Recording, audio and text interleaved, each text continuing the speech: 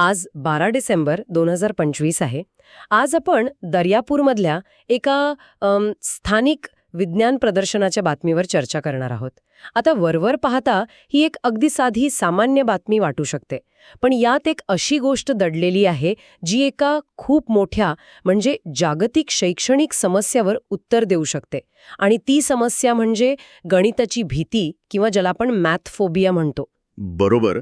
आपल्याकडे आलेल्या बातमीनुसार ह्या प्रदर्शनाला 50 वर्षांपेक्षा जास्त वर्षांची परंपरा आहे.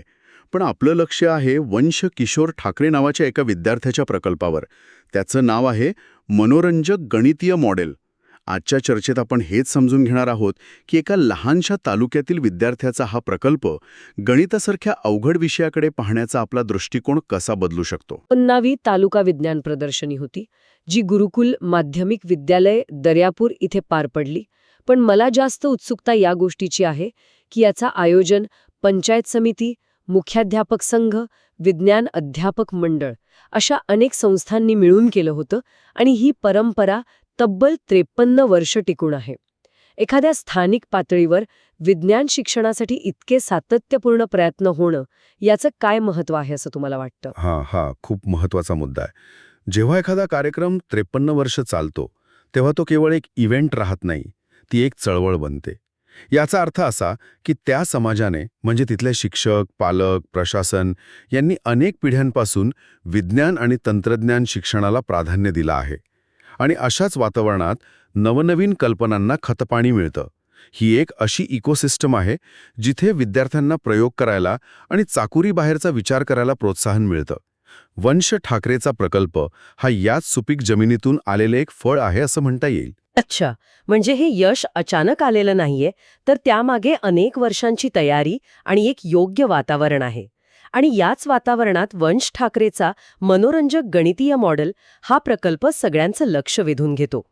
इथंच मला एक प्रश्न पडतो. मनोरंजक गणितीय मॉडेल आणि एखादं साधं कोडं किंवा समजा सुडोकू सारखा खेळ, यात नेमका फरक काय? म्हणजे या मॉडेलला गणितीय काय बनवतं? खूपच छान प्रश्न आहे. आता बघा, सुडोकू किंवा इतर कोडी तुमची तर्कशक्ती म्हणजे लॉजिक तपासतात, पण ते तुम्हाला गणिताची एखादी मूळ संकल्पना शिकवत नाहीत. याउलट एखाद्या चांगल्या गणितीय मॉडेलचा उद्देशच तो असतो. तो केवळ मनोरंजक नसतो, तर त्या मनोरंजनाच्या माध्यमातून गणिताचा एखादा नियम किंवा सिद्धांत तो तुमच्या नकळतपणे तुमच्या मनात रुजवत असतो. या बातमीत म्हटलं आहे की या मॉडेलने गुंतागुंतीच्या संकल्पना सोप्या आणि खेळकर बनवल्या. म्हणजे हा निव्वळ खेळ नाही, तर खेळाच्या रूपात शिक्षण आहे. अगदी बरोबर. यामागे एक मोठी शैक्षणिक विचारसरणी आहे, ज्याला गेमिफिकेशन किंवा रचनावाद म्हणजे कन्स्ट्रक्टिव्हिझम म्हणतात. पारंपरिक पद्धतीत कसं होतं, शिक्षक तुम्हाला सांगतात की a² + b² हे पायथागोरसचं प्रमेय आहे आणि तुम्ही ते पाठ करता. पण रचनावादी पद्धतीत तुम्हाला काही त्रिकोणाचे तुकडे दिले जातील आणि खेळता खेळता तुम्ही स्वतःच या निष्कर्षापर्यंत पोहोचाल की 2 लहान बाजूंवरील चौरासांची बेरीज मोठ्या बाजूवरील चौरासाइतकी असते. हा जो स्वतः शोध लावण्याचा आनंद आहे, तोच खरा शिकण्याचा अनुभव असतो. वंशाचं मॉडेलने कदाचित हेच केलं असावं. त्याने उत्तरं दिली नाहीत, तर उत्तरं शोधण्याचा मार्ग मनोरंजक बनवला. हे खूपच रंजक आहे. म्हणजे मॉडेल हे एक साधन होतं जे विद्यार्थ्यांना निष्क्रिय श्रोत्याऐवजी सक्रिय संशोधक बनवत होतं. बातमीमध्ये पॅटर्न किंवा नमुन्यांचा उल्लेख आहे. गणितातील पॅटर्न म्हणजे नेमकं काय? आपण शाळेत शिकतो त्या पाढ्यांपुरतंच ते मर्यादित आहे का? नाही, अजिबात नाही. गणिताचा खरा आत्माच पॅटर्न ओळखण्यात आहे. पाढे हा त्याचा अगदी सुरुवातीचा आणि खूप सोपा प्रकार झाला. पण विचार करा, सूर्यफुलाच्या बियांची रचना ती एका विशिष्ट गोलाकार पॅटर्नमध्ये असते, ज्याला फिबोनाची स्पायरल म्हणतात. बर्फाचा प्रत्येक कण एका 6 कोनी फ्रॅक्टल पॅटर्नमध्ये तयार होतो. संगीताच्या तालामध्ये, कवितांच्या छंदामध्ये, अगदी शेअर बाजाराच्या चढ उतारातही गणितीय पॅटर्न दडलेले असतात. अरे वा! म्हणजे गणित हे फक्त आकडेमोड नसून आपल्या सभोवतालच्या जगात दडलेली एक भाषा ओळखण्याची कला आहे. तंतोतंत. वंशच्या मॉडेलने बहुधा हेच केलं असेल. त्याने अमूर्त वाटणाऱ्या समीकरणांना किंवा पॅटर्नना अशा दृश्य किंवा स्पर्श स्वरूपात मांडलं असेल, जे विद्यार्थ्यांना सहज ओळखायला आलं. समजा त्याने भूमितीतील टेसेलेशन हा पॅटर्न घेतला असेल, जिथे वेगवेगळ्या आकारांच्या फरशा एकमेकांना न तुटता जोडल्या जातात. हे खेळण्यातून मुलांना भूमितीचे नियम आपोआप कळू शकतात. हेच त्या मॉडेलचं खरं यश आहे. आणि याच कारणामुळे परीक्षकांनी त्या मॉडेलची इतकी प्रशंसा केली असणार. बातमीत उल्लेख आहे की ते मॉडेल विद्यार्थ्यांची समस्या सोपीकरण क्षमता म्हणजे प्रॉब्लेम सॉल्व्हिंग स्किल्स वाढवणारं होतं. हे ऐकून मला माझे शाळेचे दिवस आठवतात. गणित म्हणजे फक्त उत्तर बरोबर आणण्याचा खेळ वाटायचा. उत्तर चुकलं की सगळं संपलं अशी एक भीती वाटायची. आणि याच भीतीला मॅथफोबिया म्हणतात. ही एक खरीखुरी मानसिक अवस्था आहे जिथे गणिताच्या नावानेच अनेकांच्या मनात भीती निर्माण होते. याचं मूळ कारण अनेकदा आपल्या शिकवण्याच्या पद्धतीत दडलेलं असतं. आपण उत्तरावर जास्त लक्ष देतो, पण उत्तरापर्यंत पोहोचण्याच्या प्रक्रियेवर कमी. वंशच्या मॉडेलने ही प्रक्रियाच मनोरंजक बनवली. जेव्हा प्रक्रिया आनंददायी असते तेव्हा उत्तर चुकण्याची भीती कमी होते आणि प्रयोग करण्याची इच्छा वाढते. समस्या सोडवण्याची क्षमता म्हणजे काय? तर एकाच समस्येवर अनेक बाजूंनी विचार करण्याची आणि वेगवेगळे मार्ग वापरून पाहण्याची कला.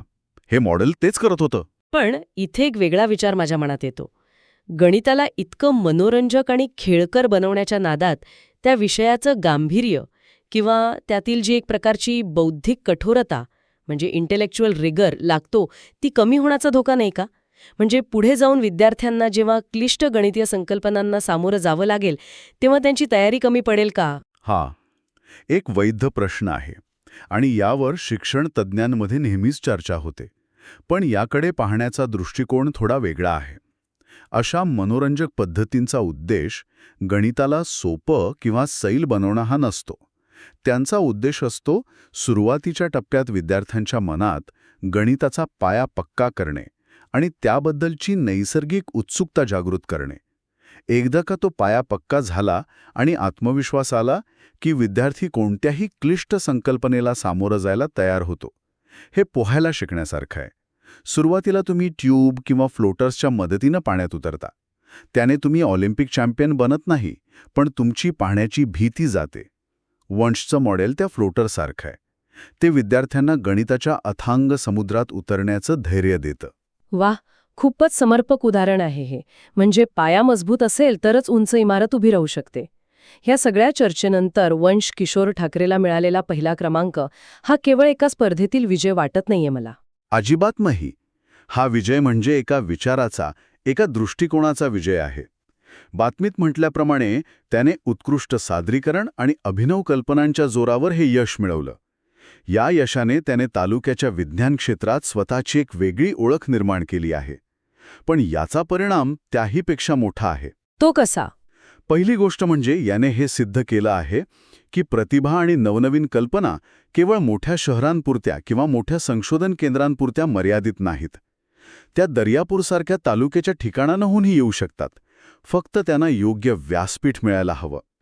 दुसरी आणि त्याहून महत्त्वाची गोष्ट म्हणजे वंशाचा हा प्रकल्प आता इतर हजारो विद्यार्थी आणि शेकडो शिक्षकांसाठी एक प्रेरणास्रोत बनला आहे. आता इतर शिक्षक विचार करतील की आपणही आपल्या शाळेत गणिताच्या तासाला अधिक मनोरंजक कसं बनवू शकतो, आणि विद्यार्थी विचार करतील की अभ्यासाकडे आपण एका वेगळ्या सर्जनशील नजरेने पाहू शकतो. हा जो वैचारिक बदल आहे तो कोणत्याही पारितोषिकापेक्षा खूप मोठा आहे. म्हणजे ह्या एका मॉडेलमुळे शिक्षण पद्धतीत एका सकारात्मक बदलाची लाट येऊ शकते. पण अशा प्रतिभेला पुढे नेण्यासाठी काय करायला हवं? अशा प्रकल्पांचं पुढे काय होतं? ते फक्त प्रदर्शनापुरते मर्यादित राहतात का? हाच तर कळीचा मुद्दा आहे. अशा प्रकल्पांना केवळ पारितोषिक देऊन न थांबता त्यांना पुढे कसं विकसित करता येईल याचा विचार व्हायला हवा.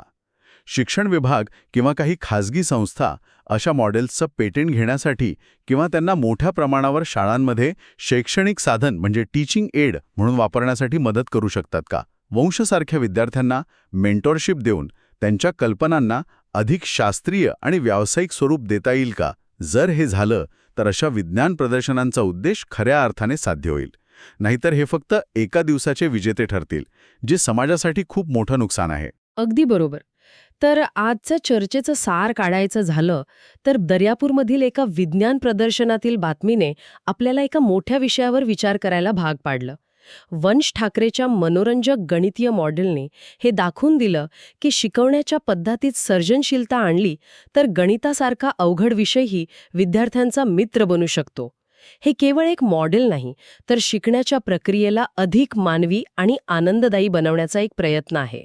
आणि आजची चर्चा संपवताना श्रोत्यांना विचार करण्यासाठी एक शेवटचा मुद्दा. आपण सुरुवातीला गणितातील पॅटर्नबद्दल बोललो.